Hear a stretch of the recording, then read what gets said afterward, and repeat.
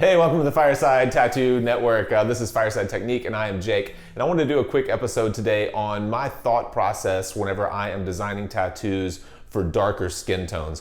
We've done a podcast episode or two on this in years past, but it's kind of an abstract thing whenever it's just people sitting around a table talking about it. So I thought we would use a literal example, and hopefully this helps you out when your next tattoo design.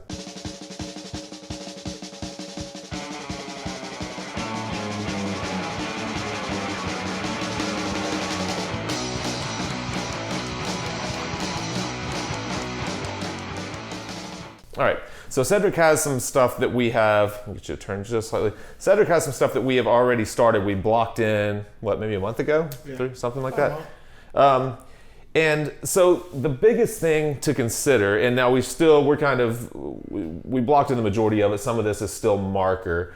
But the biggest thing to consider, or the thing you should know on the front end, is that when you're dealing with darker skin tones, we're already working within a very limited value range, right? Which means that we need to push our contrast even further.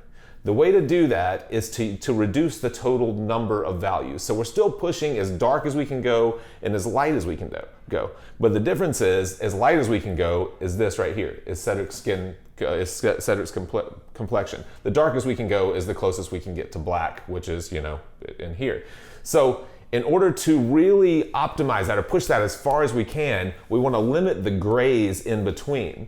So where on a complexion like mine, I might use 5, 6, 7 different grays starting from a light all the way up to black, I probably won't use more than 4 grays total in this entire piece in an effort to simplify the shapes. That's the goal, simplifying the shapes.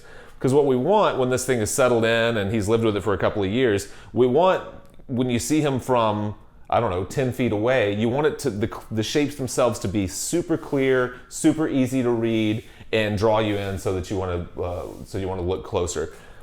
And the mistake I think that's most common to make is that you get into, so I've got a lot of gears and stuff happening in through here. You want to turn and kind of get to the front a little bit too. We got gears and cogs and all this kind of stuff, and you'll tend to want to come through and really add all these subtle little transitions and lights and darks. And what that tends to do is flatten the image out over time. We want to make really, really deliberate decisions. So in this case, I'm going to push my background as dark as possible. I'm going to keep my foreground as light as possible. And I'm going to simplify those shapes. I'm going to think about it basically in 2 planes to start.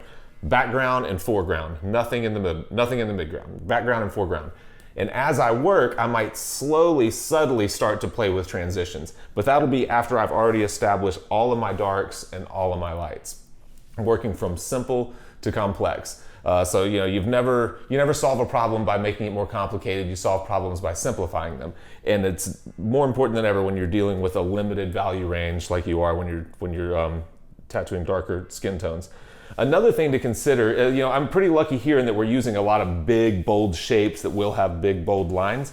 Another thing to consider if you are dealing with subject matter where you need subtle transitions is pay attention to the part of the body that you're working on. So for example, Cedric is probably several shades lighter here where he hasn't been in the sun than he is on his outer forearm. No different than I would be. Typically outer forearms are the darkest part of anyone. So you want to avoid, when you're planning, say, a sleeve, you would want to avoid putting all of your finest detail work or the star of your composition, the most important parts of your composition, in the areas where you have the least value range. So for example, if we were working just on the forearm and Cedric wanted a portrait or something that required maybe something that was like vegetation, had really soft leaves or something like that with it, where I had to have really soft transitions, I would likely move to his inner forearm where the skin's a little bit lighter than the outer forearm.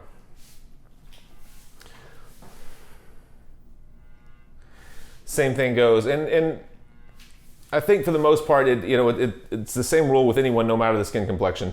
Usually inner arms, inner forearms, shoulders are going to be lighter than outer arms in general. So it just gives you a place to start when you're designing. If you know that the star of your composition, the thing that has to be seen is going somewhere on an arm, you may as well just plan for that part to be on the arm, and then let the transition simplify as it moves around to the area where you have less contrast to work. All right, so to sum it up, when designing tattoos for darker skin tones, shape comes first. Simple, easy to read shapes. Think about seeing that tattoo from 10 feet away. Is it going to read well? Simple shapes. Limiting the total number of values. So we want a full value range. We need contrast, but we only need a handful of values within that value range. We're working very simply, simple to complex. And then finally, when you're laying it out, think about the lighter and darker areas of the body and try to place the star of your composition in the place where you have the easiest time pushing contrast. So inner forearm versus outer forearm.